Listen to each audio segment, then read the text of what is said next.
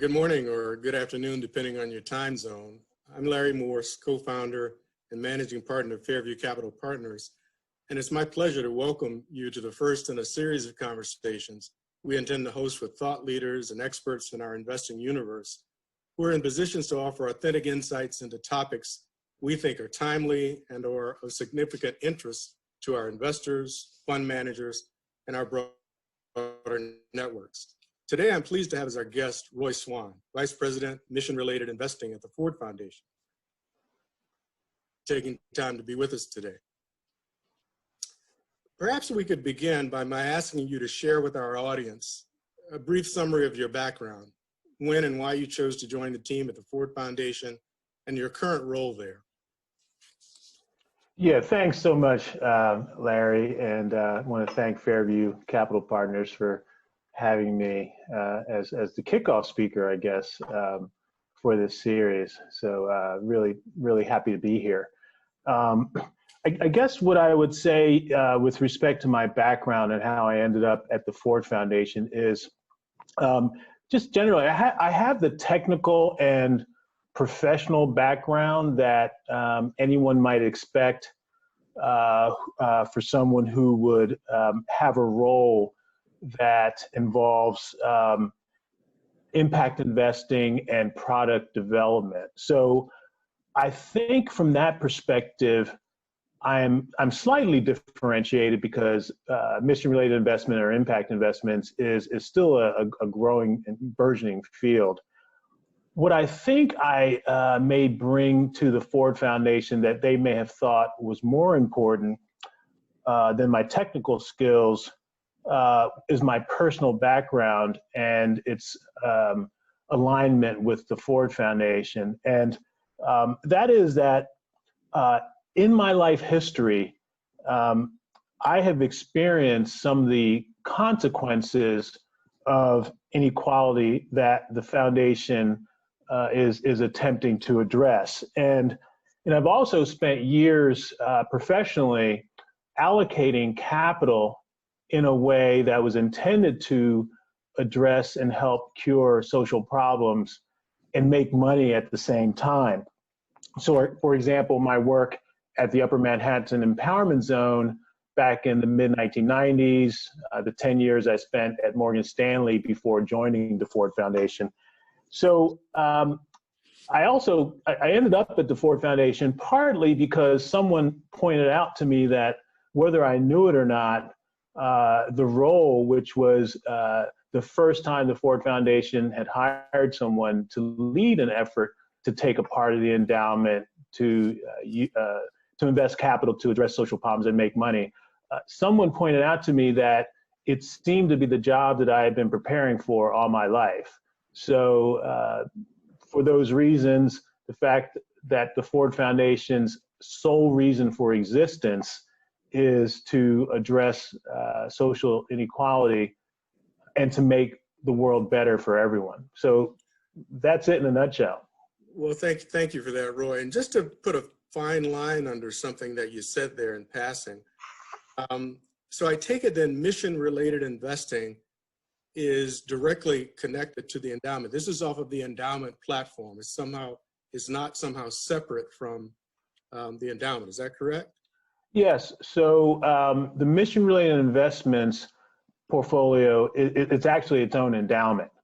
So okay. That's absolutely correct. Okay, excellent. So let me turn first then to a topic that's on the agenda in a lot of boardrooms these days, be they pension funds, corporations, endowments, foundations, and that is diversity, equity, and inclusion, or DEI for short. What does DEI mean to and at the Ford Foundation, and how has it impacted or shaped its approach to investment?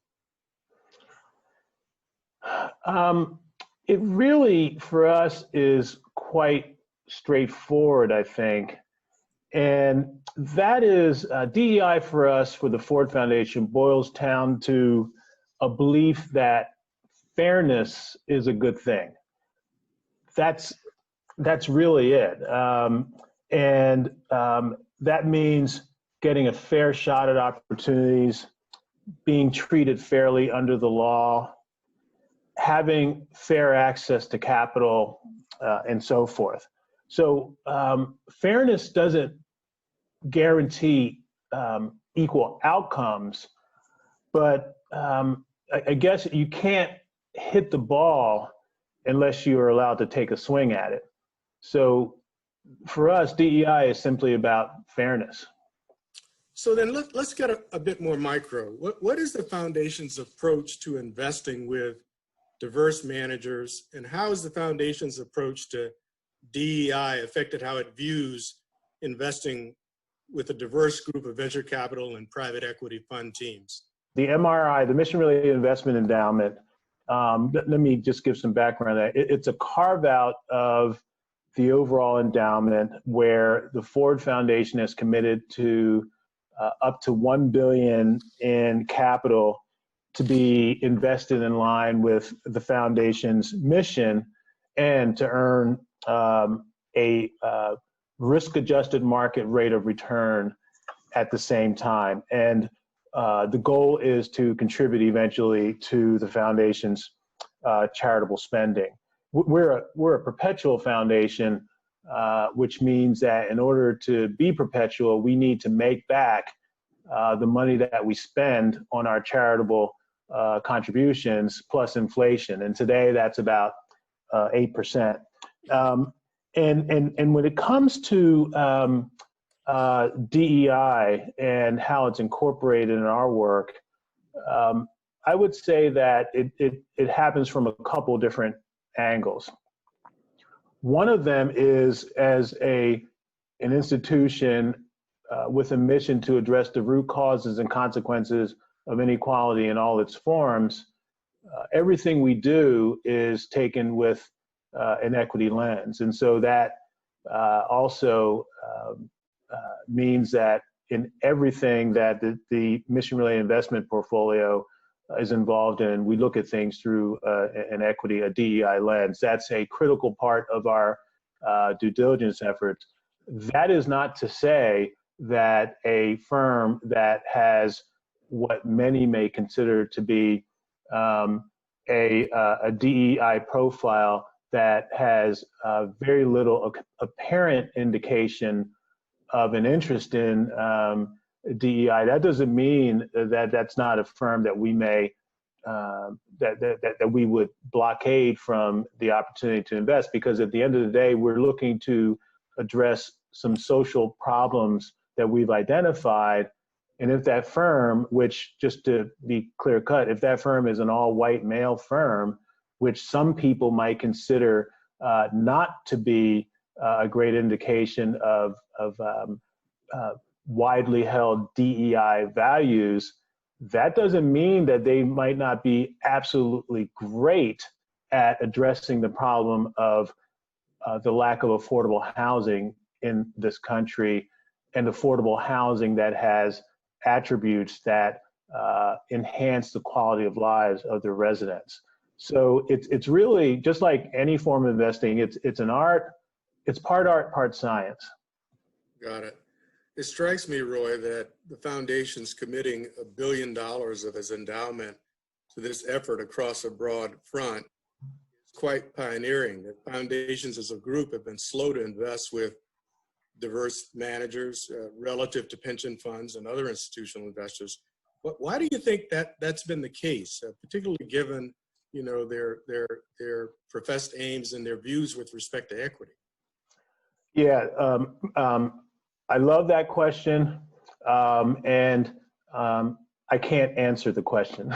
But what I can do is I can share a few points based on what I've read, heard, and sort of lived in the 2+ years that I've been in the foundation world. And one of the things that I've read is that an asset owner's staff and its staff's networks play a role in the types of investments it makes. And the speculation is that if your staff is not diverse, your investments may not reflect diversity in the decision making.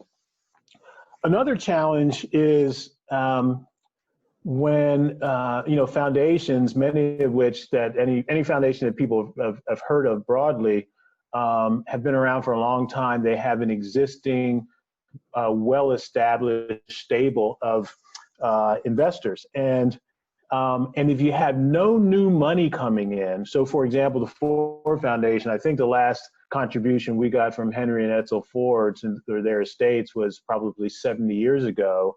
When you have no new money coming in, you're just as a foundation, you're recycling whatever small amount of money you may have that's not going towards your charitable purpose. And so to use that capital in the search for new investors when your exclusive focus is to make as much money as you can, then the question becomes, how should I be spending my time? And so on a relative basis, just to be fair, my job is a lot easier because I have no existing stable of investment managers, so I'm starting fresh. And then there's also, obviously, I shouldn't say obviously, there's also cognitive bias. And the speculation there, and I guess it's not just speculation there's actual proof, is that decision-making can disadvantage minority investment managers either due to intentional or unintentional bias. And that's really important to understand because sometimes decision-making is not the best and you don't even realize it because, for example, a recent study by Stanford University found that the best performing diverse managers, or let me be specific, the best performing African-American investment managers faced higher levels of bias than lower performing African-American managers. So it's a complex mix of factors. I don't know the answer to the question. The things I've read and heard all make sense to me as being contributing factors to the reason why there aren't as many diverse managers as you would think there would. So it strikes me that some subset of the factors that you've just spoken to lead to either misperceptions or misconceptions about the risk associated with investing in teams of diverse managers. If you were to offer some advice on how to best drive change in investment philosophies in this area, what things might you say to your confreres in the broader foundation endowment world based on your experience? Yeah, my best advice comes in two parts. The first part is I recommend that people speak with Robert Rabin.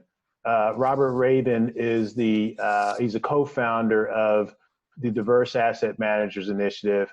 Robert has been spending a lot of time and producing a lot of content that covers the missed opportunities that exist when asset owners do not consider a broader universe of potential investment managers, including diverse managers. That's part one of the advice.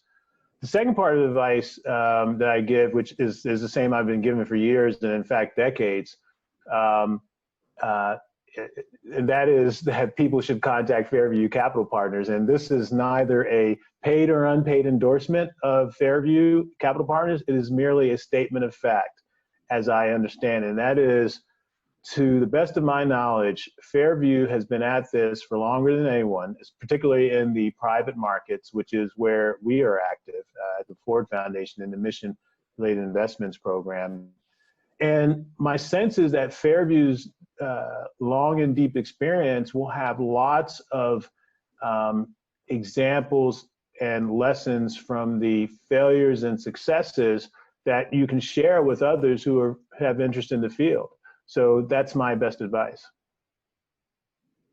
Well, thank you very much for that, and greatly appreciate it. Let me switch gears on you. I want to focus for a moment on this environment we're all operating in right now, a very stressful and challenged one. What has been the foundation's response from an investment perspective to the economic challenges posed by the COVID-19 pandemic? So I'm going to take an expansive approach to answering that question by going to the very foundation of our work in the Mission Related Investments program. We have selected 4 social problems to solve, and using our endowment capital, we want to try to solve those problems, or at least advance solutions to those problems, and make money at the same time. The 4 problems are the shortage of affordable housing in the U.S., the issues around quality jobs in the U.S., that is, the eroding quality of jobs in the U.S., problems around access to capital for diverse asset managers in the U.S. Those are all U.S. strategies. That latter strategy also applies from a gender perspective outside the U.S. And then in the global South, and for us, that means Latin America, Africa, India, China, Indonesia, other parts of Southeast Asia, the focus at the moment there is financial inclusion. And that is, financial inclusion is about investing in private equity fund managers whose portfolio companies create and distribute products to help lower income people elevate their quality of life through banking products, whether that's savings or credit, insurance, payment systems, on and on and on, fintech. And so the reason I took that end around approach is that the populations we are seeking to serve were already in distress before the COVID-19 crisis, this moment in time, which is wreaking havoc on all of us, and particularly so for those less well off among us. So from a foundation perspective, that is the core business of the Ford Foundation, which is grant making. We have responded swiftly and immediately, and we've been engaged in either as a leader or as a participant in efforts that have helped raise hundreds of millions of dollars, including tens of millions of our own capital on the grant side. And that includes some of my work in my grants and charitable investment portfolio, which is known as program-related investment. Insofar as appropriate investment opportunities may surface that are appropriate for the endowment, I think time will tell where we will be able to allocate capital to address the COVID-19 consequences and make money at the same time. Now, one of the first things one could think of is something in the health tech area, where there may be opportunities for us to invest in biotech or health tech companies that may be engaged in therapies, vaccines, distribution systems that can help address this COVID crisis or future pandemics. So focusing domestically for a moment, since you made the distinction between what you're doing internal to the country and more broadly speaking around the globe, this economic slowdown caused by the pandemic is likely to impact diverse managers disproportionately. No surprise to you, particularly when it comes to raising capital. I mean, generally, newer firms, if you will, fewer institutional investors active in the space to begin with, you overlay on that a certain amount of duress as people try to get their arms around their portfolios, but the thinking is about going forward. Any advice to newer firms, diverse managers during this particular period of time with respect to the institutional investor community, their approaches, what have you? So hearing your question, I'm reminded of a really great See, I was fortunate to sit at a table with Frank Baker, who is a co-founder of Cirrus Capital, which is a very successful multi-billion-dollar private equity fund.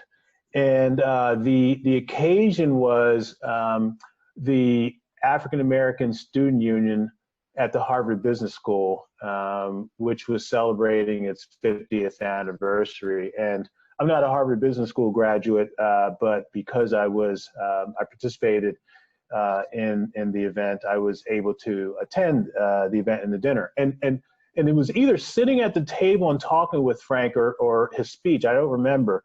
But one of the things that really struck me, and by the way, Frank's an HBS grad and had a really stellar career before he launched Cirrus Capital.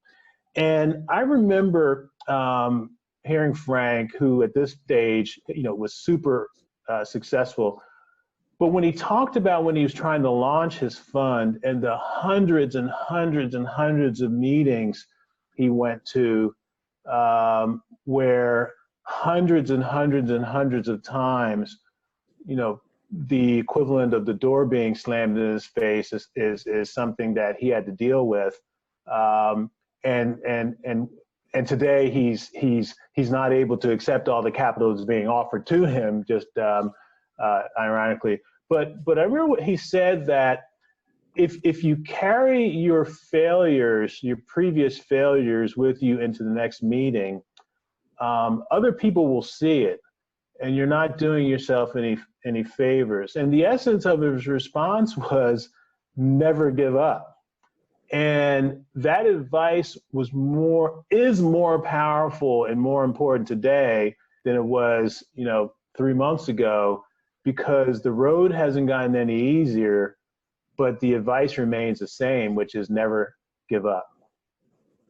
Absolutely sage advice, sage counsel. Thank you for that response. COVID-19 has exposed a degree of systemic inequality in our society with respect to access to adequate housing, education, clean air, water, public transportation, affordable, healthy food, healthcare services, all the kinds of things that the foundation has on its screen and is focused on society, and things that you'd think would be hard to ignore at the back end of this pandemic. And yet, as a society, we seem to have a history of allowing our consciousness of these glaring inequalities to sort of evaporate or recede once a given present danger passes. You think 1 year post Katrina or 2 years after 9/11, you think anything will be different this time? And I realize this is me asking your personal opinion here, based on people that you talk to, things you're seeing in the society as you watch media and what have you. Do you think it'll be any different this time? If yes, why? If not, why not? And lastly, is the foundation likely to alter its programming or its emphasis within the existing range of programming in any significant way post-COVID-19? I agree with your point that, or let me say, I agree with the fact pattern that past crises, who was it? Rahm Emanuel, I think, never let a crisis go to waste. And that quote came at around the time of the global financial crisis. Many crises have gone to waste insofar as the lack of follow through on taking the lessons learned and changing the way we approach life, typically as described through policy, but also the way we interact with each other as fellow citizens. I don't know why, but for some reason, I feel like this time might be different. I think this time there's a lot more energy being given in trying to capture those lessons and translate them into, for example, policy language. And maybe this has something to do with the benefit of being in an election year. but we can capture the lessons we're learning and put them forward on a bipartisan basis in the best case, because the issue affecting us today is one that affects all of humanity. And the hope is that the parties that have come together in a triage fashion, I mentioned that the Ford Foundation has already committed tens of millions to efforts that total hundreds of millions to battle the COVID crisis. That's the funding that I'm aware of. I'm sure it's in the billions by now. But there are also efforts to think from a policy perspective, being mindful that the bipartisan way can be very effective, regardless of the environment, and holding on to the belief that bipartisan solutions may be best positioned to advance. So I get the sense that this time there will be a lot more tangible and longer lasting solutions or potential solutions that are offered up in a way that can be implemented directly into the way we work and live.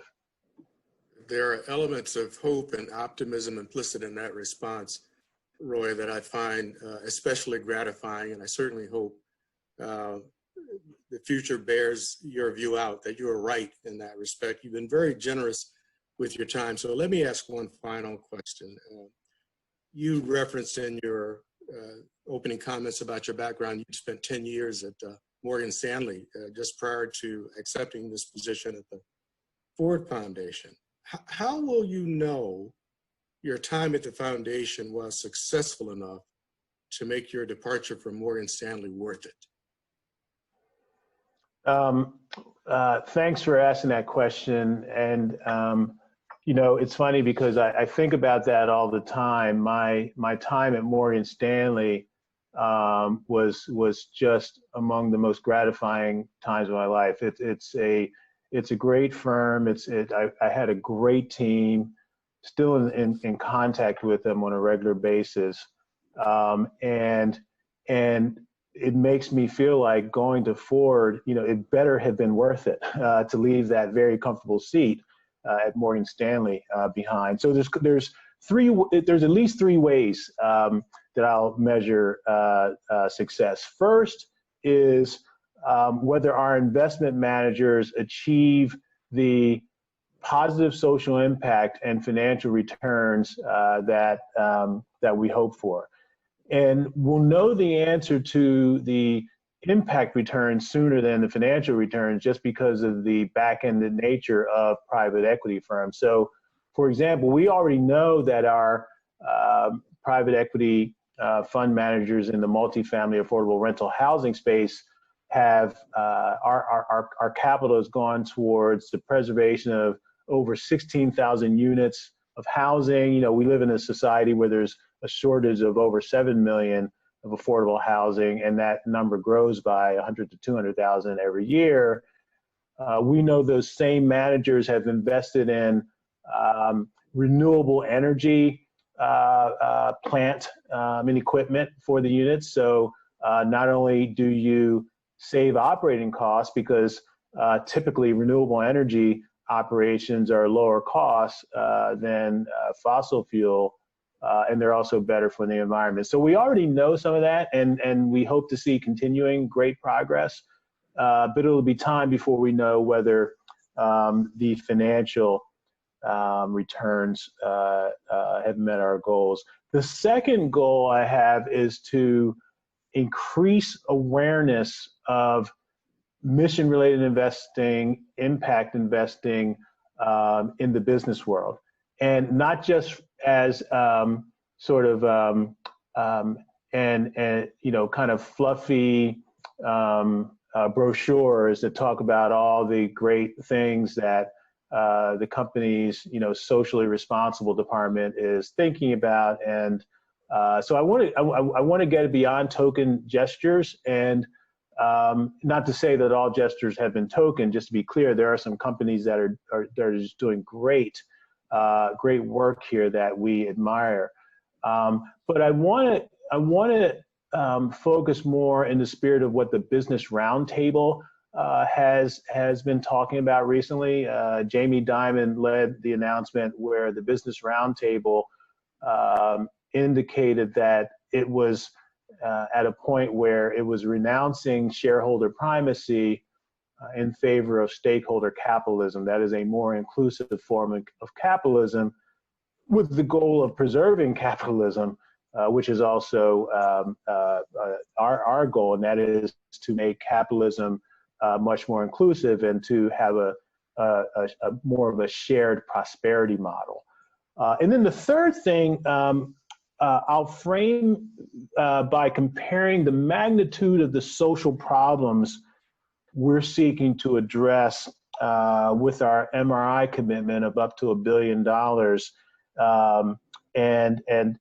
So although our MRI commitment is the largest of its kind in the foundation world, it seems puny in comparison with the cost of all the social problems that we're trying to address. And there are many more that we aren't currently focused on in our strategy today.